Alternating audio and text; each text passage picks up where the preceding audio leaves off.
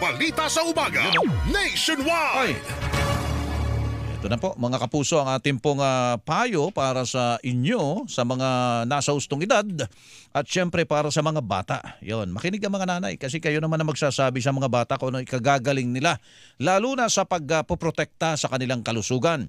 Yung mapalakas mo yung katawan o immune system ng mga bata, napakalaking bagay po yan para sa paglaban sa sakit. Ano ha? Lalo ngayon na pabago-bago pong panahon. Pero mainit ang panahon natin. Maya-maya may maikling episode ng mga pag-ulan. Yan na. Yun nakakapagdulot din ng sakit yan. O, ito po mga puso ang ating pong rekomendado sa inyo, Immunomax Food Supplement. Ang Immunomax po ay gawa sa CM Glucan na nagmula pa sa Switzerland. Available po ito sa capsule for adults. Sa mga nakatatanda po ito, yung pong kulay puti at saka kulay asul na mga maliit na pakete na yan. Alaman po niya na capsule for adults, Immunomax Food Supplement. Yung pong asul niyan yung kanilang forte variant.